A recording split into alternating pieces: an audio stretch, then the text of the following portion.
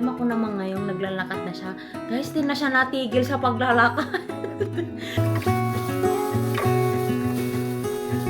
That to mommy, please. Thank you. Thank you. Yay! Yung batang parang ready to fly na. Naka-sapatos pa. Good morning everyone! Welcome back to another vlog! Naka-mic po ako kasi yung anak ko nagpapatugtog ng Frank Sinatra niya. So today guys is our last day na dito sa US. We will be going back home to the Philippines for vacation. And Sunday is intended for us to clean a little bit and organize before we leave. Kasi gusto namin na malinis yung bahay before we leave. And I already did some of the laundry last night. Nakapagtupi na rin ako ng iba.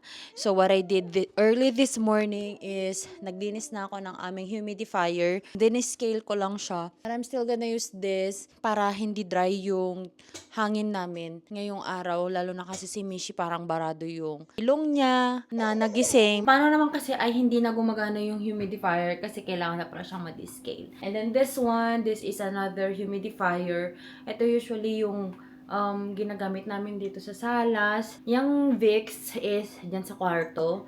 Warm to, warm mist siya.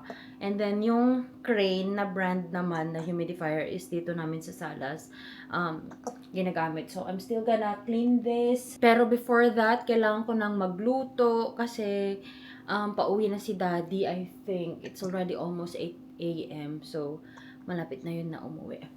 Bilis lang naman tong paglilinis namin kapag dalawa kami na kumilos. Kasi ito talaga yung nagpapatagal. Diba ba, Ningning?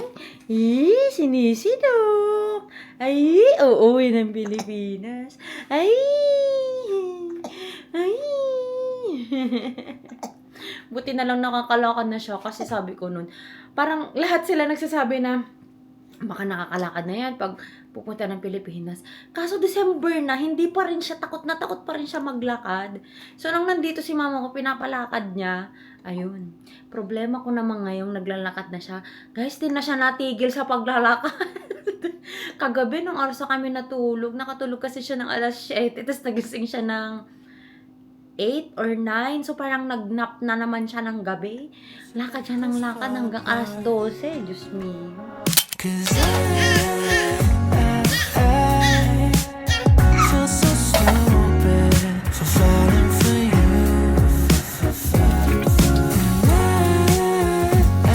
I should've listened to my friends when they told me not to.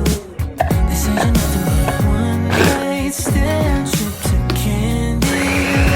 If you get so close, then you might understand. But my heart's on my sleeve and I'm in so deep. But you're not thinking twice about me. I wrote a message in my notes that I'm never gonna send to you, saying how I feel if you only knew. We wrote down every old cliche, a four-letter word in 100 ways, and reality hit me in the face. 'Cause Hey guys, update time. It's already mag-aalas 3 na. Wala pa kaming natatapos. Ang usapan namin, matutulog kami ng 6 or 7 para maaga kaming gumising. Pero wala pa kami natatapos, natulog kami after namin kumain. Tapos alauna na kami nagising. So, wala. Lumabas si Daddy to buy something. Di ko alam kung anong bibilhin niya. Bibili ata ng cellphone, may nagpapabili yata. Anyway, mag-aayos na ako. Hi! Mas lalo naman nagkalat. Ano ba naman yan? She got me entangled, faking me like Ringo, dancing like it's tango. I'm in over my head, over my head. She got me entangled, faking me like Ringo, dancing like it's tango. Yung mga tinupi ko kagabi na nandito sa sofa, guys, unfortunately, kailangan ko na naman siyang tupiin kasi may bata na ng gulo ng mga tinupi ko. So, tutupi ko, tas yung parang mga nakasampay dyan ay ihahang ko na yung mga yan para matapos na habang nagva-vacuum yung robot vacuum na lang. Ito namang batang to, guys. Sinusundan niya yung ano, yung vacuum. Mishi. Galit na siya. Kasi dati natatakot siya dyan. Wag Mishi. Give that to mommy, please. Thank you. Thank you. Yay.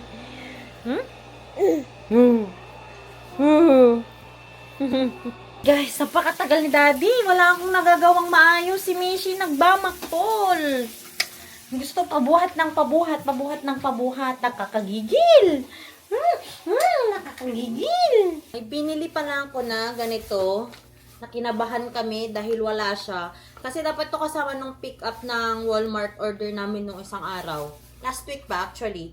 Kaso wala, not available. Isi-ship na lang daw. Ay, hindi nila iniwan sa parcel room. Usually kasi dun sa country club siya iniiwan, dun sa may parcel room. Iniwan nila sa door. Ang daming magnanakaw dito. Buti na lang may magandang loob na nagpasok sa mail room. Para ano? Wow! Yeah. May That's yours. gagamitin That's tayo yours. sa outdoor something natin. Kanino Kung to? matutuloy. Baka na. Parang di na naman ata tayo matutuloy, Daddy ah. Sa? Wala ka namang binubok. Ito siya, guys. So, may lagayan kami ng ano dito. Ng bottle, ng mga inumin. And then, dito sa gitna ay lagayan ng mga anik-anik mo pa, ganun. Merienda ni Mishi, camera, ganun. Kapag nasa labas kami. Hay, naku, pinapamove. And then, pwede din itong gawing parang bag. Mayroon siyang strap para pwede mong gawin siyang parang diaper bag mo. Pinamove niya. Daddy, tingnan mo, nakarating na siya doon. Mishi! Sinasakyan yan, hindi tinutulak. Hindi mo tutulak.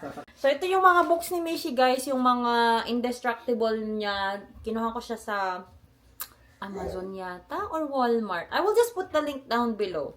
Ayan. Chew-proof, rip-proof, non-toxic, 100% washable. So, meron na siyang tatlo and bagaan siya compared sa mga ganito na mga books niya na isa lang tapos mabigat pa siya. So, dito na namin. Tsaka very handy to sa kanya. Kayang-kaya niyang gamitin. 'Di ba? Ano nangyari na sa headband mo? I'm pretty, pretty. Kailangan pretty, pretty always. This is pretty, pretty. Muntik pang makalimutan yung camera ni Mishi, noise machine. Ito yung monitor. Monitor ng camera. At saka yung charger nito. Yun yung hinahanap ko. Nasaan yung charger nito? Ang alam ko nandito yun eh. Hey guys, hindi na kami natapos. Grabe. Anong oras na? Ang sabi namin matutulog kami ng maaga. Ng alas 8 ganun. Di pa rin kami tapos mag-empake. Kasi na-excess yung iba. Tapos may mas maliit kasi kaming check-in luggage. Yung parang mga ano lang siguro to, mga 28 inches lang siguro to. Ano? Kulang ng 10 pounds. Sayang yung timbang. Tapos na-excess yung iba. So kahit pinag-ano-ano na namin, pinaglipat-lipat na namin, wala pa rin. Tapos nasayang yung oras namin sa paghahanap ng gamot ni Mishi. Biglang nawawala na yung isang cream niya na bago. Eh, yung old kasi na cream niya, may butas na sa gilid. Naglilik siya kapag naiipit. Tingin iiwasan namin na gusto namin. Tapos na sana lahat ng ano. Ewan ko ba, okay naman na to lahat ng ano eh. Isang araw. Tapos kasi lalagay ko na yung makeup bag ko. Hindi naman na kasi magkasya. Eh sabi ko, nasasara to nung isang araw ha. Sabi ko, ayaw na magkasya. Kaya na-reshuffle na naman lahat. Kaya lumabas si Mac, bibili na lang daw ng malaking luggage para sulit yung timbang. Kasi syempre, binayaran mo yun. Tapos 10 pounds, sayang naman. Tapos may excess baggage kami sa iba, diba? Ay, naku. Stressful mag-travel, guys. Pero, ayoko na lang magreklamo. Kasi madaming mga tao yung mga gustong mag-travel but they cannot afford. Yun na lang yung iniisip ko pag ganitong na-stress ako sa travel namin. Galing na naman kaming Canada, guys. Ay, kung makita nyo lang yung itsura ko nung pagod na pagod ako. Siyempre, ako lang naman, tsaka si mama ko yung S ng gamit. Tapos ako yung nagtitimbang. Kasi may injury yung kamay ni mama ko. Parang gusto ko nang bumili ng timbangan na yung isasabit mo ng ganun. O kaya yung malaking timbangan. Nakakagigil. But anyway, matatapos din to. Nakabili na si Daddy ng 32 inches na luggage. So, maglilipat kami ng mga gamit. Yung batang parang ready to fly na. Naka-sapatos pa. Oops! No, no, no, no, no. Not the camera. No, no, no, no, no.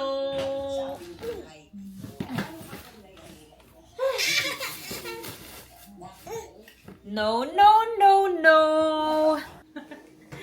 Ay, Mishi, you are very much paspasali. Ready na po yung mga luggage natin.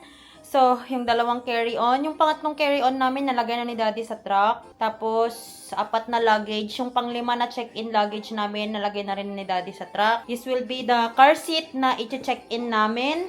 Yung car seat stroller niya. And then, this one is going to be the stroller sa, stroller namin sa airport. So, ito yung baby diaper bag.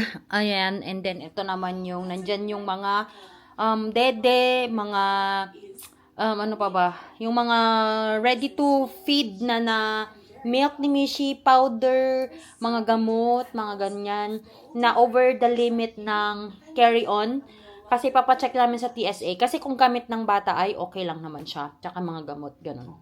Para lang, ito lang yung i-open nila. So, same brand sila. This one is Joan and David. Nakuha ko lang to dati sa Marshall. Sobrang ROI ko na tong carry-on na to. Sobrang tibay niya. And then this one, this is what I got from my sister nung Christmas. Ayan. Same brand din sila nito. Joan and David din. Parang nakuha ata nila sa Winners. Something like that. And then this will be the carry-on. Oh no! This is not Mishi's stuff pala. Ito pala yung mga laptop, drone, mga phone na padala, mga ganyan. And then, ito yung mga milk ni Mishi, tsaka damit namin ng airport. So, ayun guys, ready na po kami, ready to go na. Na-load na ni Daddy lahat ng luggage namin except for our 2 carry-on na yung importante na pinakita ko lang kanina. And yung car seat ni Mishi, yun na lang. Tsaka yung mga backpack namin. Tapos, yung sasakyan namin na may luggage, nilagay na niya sa loob ng garage na nakalock. Sinara mo na yung garage. Ang nilabas muna niya is my car. So, isa lang kasi yung garage namin. So, yung car ko, ipapasok namin sa garage pag umalis na kami. Yun lang, malinis na ang bahay. Yung dishwasher, i-run ko before we leave. Kasi gusto ko yung mga dede pa ni Mishi tonight ay maisama pa doon. Maliligo na ako. Papaliguan na ni Daddy si Mishi. And then, dapat yung suot na ni Mishi ay yung nasanang pangbiyahe niya. Kaso kasi mababasa na naman siya, iinom na naman, mga ganyan. So, I don't know. Tingin na lang tayo kung paano. Mag-onesie na lang siya, and then kapag hindi, pag hindi siya nabasa, yung onesie na niya yung suot niya. Pero pag nabasa, papalitan namin.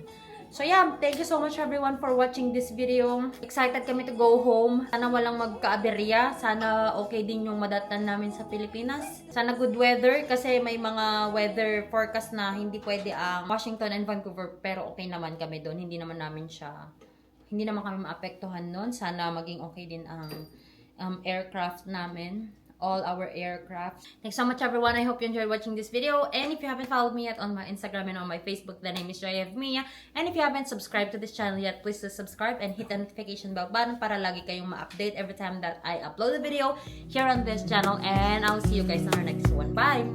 Wish that I could stay in this moment forever, so I can hold you in my arms. I will carry you on my shoulders as long as I'm able. Scare the monsters under your